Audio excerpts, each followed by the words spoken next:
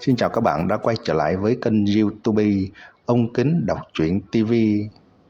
Tiếp theo tôi đọc tiếp truyện Ngạo Thế Đan Thần tập 27 với tựa đề Thần Binh Thiên Quốc. Xin mời các bạn theo dõi. Trung niên mỹ phụ chậm rãi đi vào, nhưng Trầm Tường không hiểu ra sao toát mồ hôi lạnh, phảng phất mất đi khí lực, dĩ nhiên không thể động đậy. Lúc này hắn giống như bị trung niên mỹ phụ kia nhìn thấu tất cả. Trầm Tường biết trung niên mỹ phụ này là một nhân vật phi thường lợi hại. Hắn rất nhanh liền tỉnh táo lại, yên lặng vận chuyển Thái Cực Thần Công, thu liếm khí tức ẩn nấp âm dương thần mạch trong cơ thể mình. Bởi vì Tô Mỹ Giao cùng Bạch U U từng nói, sự tình âm dương thần mạch tuyệt không có thể truyền đi. Trung niên mỹ phụ nhíu mày, bên trong đôi mắt đẹp có một vệt kinh ngạc. Vừa nãy nàng tiến đến, Trầm Tường đều là một mặt trấn định tự nhiên, nhìn nàng cũng là như xem người bình thường. Phải biết nàng đối với khuôn mặt cùng vóc người mình đều rất tự tin. Một thiếu niên huyết khí phương cương dĩ nhiên không bị khuôn mặt đẹp của nàng mê hoặc. Điều này làm cho trong lòng nàng có chút nghi hoặc. Tiên Tiên, vị hôn phu này của ngươi quả nhiên không đơn giản. So với chó má thiên tài dược gia kia thì tốt hơn rất nhiều. Mỹ phụ trung niên nhàn nhạt nói, âm thanh nàng mang theo một tia uy nghiêm, nhìn ra được nàng là một người thường thường phát hiệu lệnh. Tiểu tử Trầm Tường, xin ra mắt tiền bối, chẳng lẽ tiền bối chính là sư phụ của Tiên Tiên? Trầm Tường cung kính hành lễ. Trung niên mỹ phụ nhìn hắn khẽ mỉm cười. Trầm Tường suýt chút nữa bị nụ cười kia thu đi hồn phách. Nhưng dù gì hắn cũng là người gặp qua sóng gió, rất nhanh sẽ bình tĩnh lại. Phần định lực này của hắn ngược lại cũng làm cho trung niên mỹ phụ tán thưởng. Không sai, bây giờ ngươi có thể yên tâm giao tiểu thê tử cho ta chứ. Âm thanh trung niên mỹ phụ vô cùng nhu hòa, không giống lúc trước tràn ngập uy nghiêm, trái lại mang theo một vẻ rất ôn nhu. Tiết Tiên Tiên thở phào nhẹ nhõm, sau đó lấy ra mấy cái bọc giấy đưa cho Trầm Tường, khẽ cắn miệng nói, trên mặt mang theo một tia yêu thương. Ta phải đi cùng sư phụ, ngươi phải nhanh chóng tới tìm ta. Tiết Tiên Tiên cúi đầu khẽ lẩm bẩm.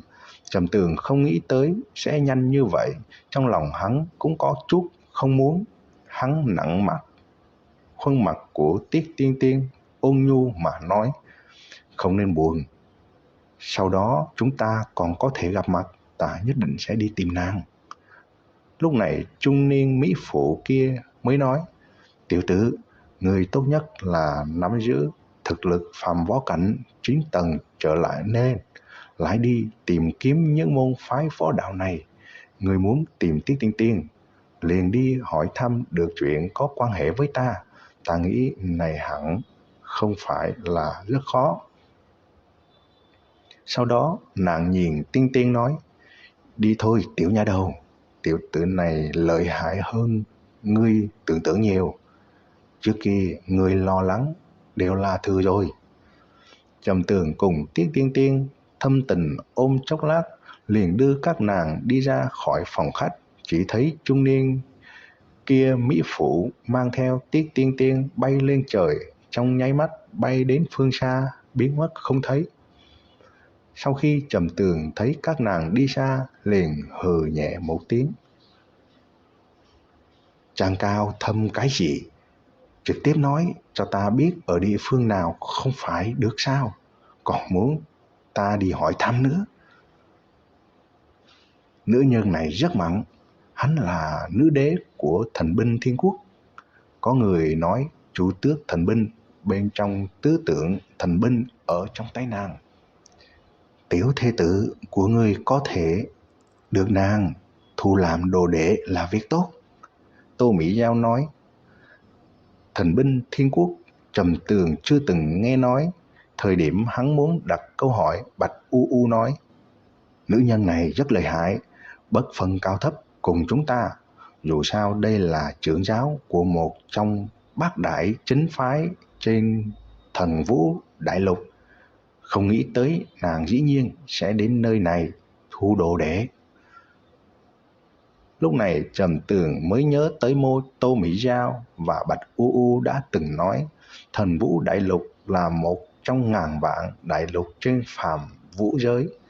Trên Thần Vũ Đại Lục có 8 môn phái chính đạo, mỗi một trưởng giáo đều là cường giả một phương, là nhân vật đứng đầu trong phàm võ giới.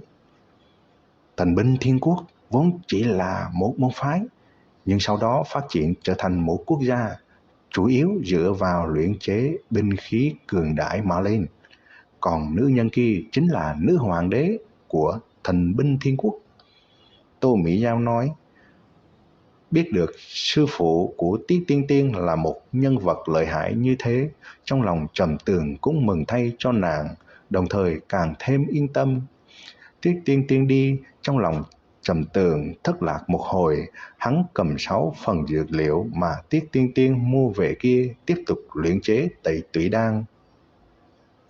3 ngày rất nhanh đã trôi qua, lúc này Trầm Tường đã thành công luyện chế 4 lô Tẩy Tủy Đan.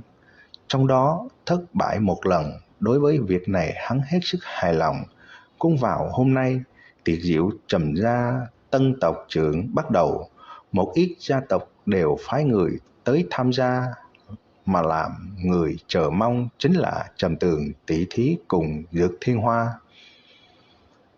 Trầm gia cử hành tiệc rượu tụ tập rất nhiều người của gia tộc, bọn hắn tới chẳng những là vì dự tiệc, đồng thời còn có thể kết giao cùng một ít con cháu gia tộc khác, vì lẽ đó cũng sẽ không quá tệ nhạt.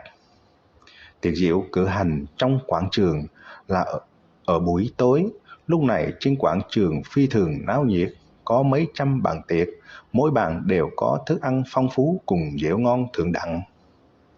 Nguyên bản mời đều là tộc trưởng các gia tộc, chỉ bất quá những tộc trưởng kia quan hệ không phải quá tốt cùng Trầm gia, vì lẽ đó đều không có tới, chỉ là phái một ít đại biểu. Chỉ có gia tộc quan hệ vô cùng tốt với Trầm gia tộc trưởng mới có thể trình diện.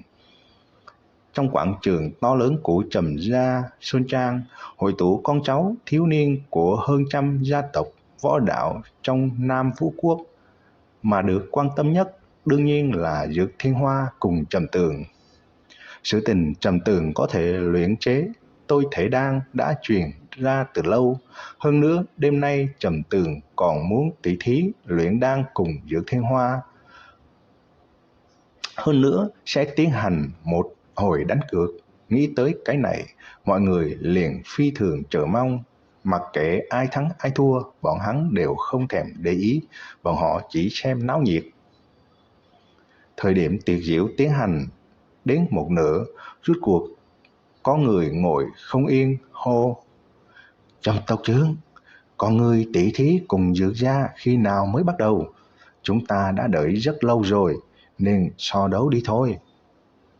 Người này vừa hô, những người khác cũng tham gia náo nhiệt quát lên: Nguyên bản ta dự định trước tiên sắp xếp một ít luận võ để trợ hứng, tăng thêm một ít bầu không khí. Nếu tất cả mọi người đều lâu như vậy hiện tại liền bắt đầu, để hai người trẻ tuổi tỉ thí một chút. Âm thanh Trầm Thiên Hộ truyền khắp toàn bộ quảng trường, nhất thời yên tĩnh lại. Trung tâm quảng trường xác thực đắp một cái đài cao hình vuông, chỉ thấy mấy lão giả từ phương bay vút qua, mà lúc này Trầm Tường cũng đi tới. Trầm Tường mặc một bộ quần áo bó màu đen, đây là ví ứng phó giao đấu, mà Dược Thiên Hoa ăn mặc lại hết sức đáng chú ý, ăn mặc một thân quần áo vàng rực rỡ, hào hoa phú quý, bên hông còn mang theo một thanh kiếm. Chuôi kiếm có nạm bảo thạch, xem ra giống như là thiên tử vậy. Thần tình ngông cuồng tự đại kia càng làm cho rất nhiều người trong lòng khó chịu. Dược Thiên Hoa, tiền đặt cược của ngươi chuẩn bị xong chưa? Tỷ thí như vậy không tăng chút tiền đặt cọc được sao? Trầm Tường ôn hòa nói, mặc kệ ngươi khai ra tiền đặt cược gì, Dược gia ta đều tiếp nối. Dược Thiên Hoa lạnh lùng nói, ha ha, tiền đặt cược của ta chỉ là đại biểu ta, không phải đại biểu toàn bộ Trầm gia. Không nghĩ tới ngươi đường đường một luyện đan sư tuổi còn trẻ lại vẫn phải dựa vào toàn gia tộc mới có thể cầm ra chút tiền đặt cọc.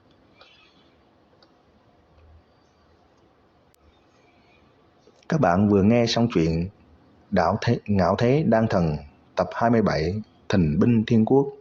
Ở video tiếp theo, tôi xin đọc tiếp chuyện Ngạo Thế Đan Thần tập 28 với tựa đề Mời kiểm tra đi phần 1.